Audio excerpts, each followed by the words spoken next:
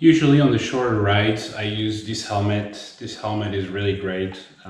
You can take the face off, so it has a visor if you're going at higher speeds, and there's too much air for the goggles.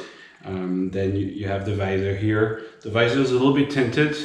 There's one that is a little bit more tinted than that. And you can take the face off, which is really great. I like to have the air coming into the helmet, so you can take the face off. And usually when I go on shorter rides, I ride like this. I have a setup here where I can hook up the camera, so you have actually when I film, you can see the same thing that I'm seeing.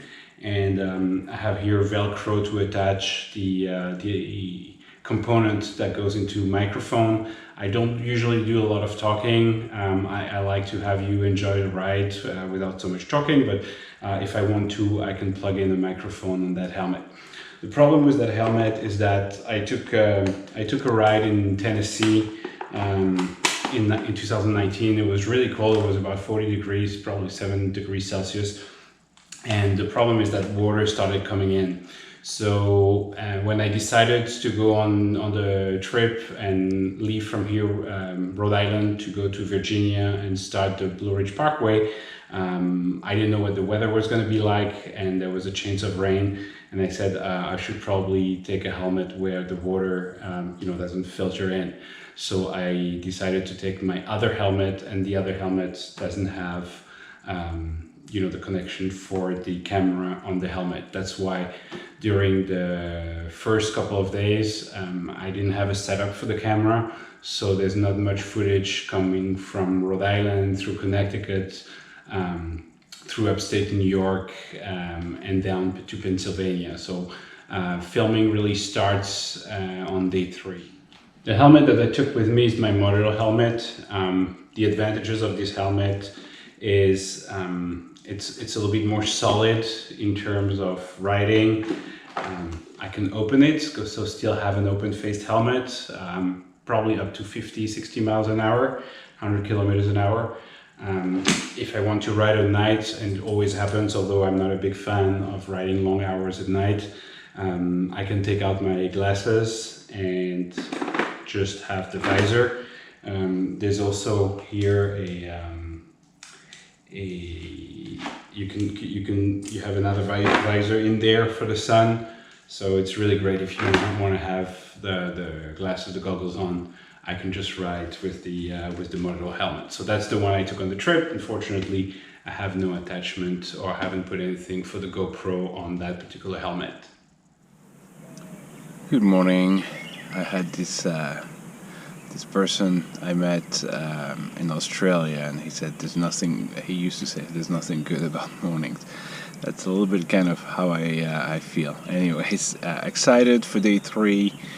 This is the morning of day 3 of the trip to the Blue Ridge Parkway. Yesterday was a long day on the bike, 400 plus miles.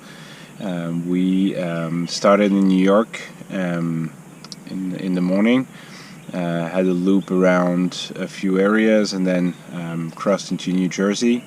Then we had lunch at Port Jervis, and then from there it was pretty much going along the river there, and then highway into Pennsylvania. Well, actually, from Port Jervis it was Jersey into Pennsylvania, and then we went into Maryland, West Virginia, and we are now in Virginia. We are just a few miles away from the Skyline, in Broadway, Virginia. And yesterday we got here really late. There was a delay on the highway, and we lost about an hour and a half. And in the morning also made a wrong turn. Probably lost another 45 minutes. So we got here at Elsa and I got here at 10 p.m. So setting up the tent, you can imagine, with all the bugs and everything.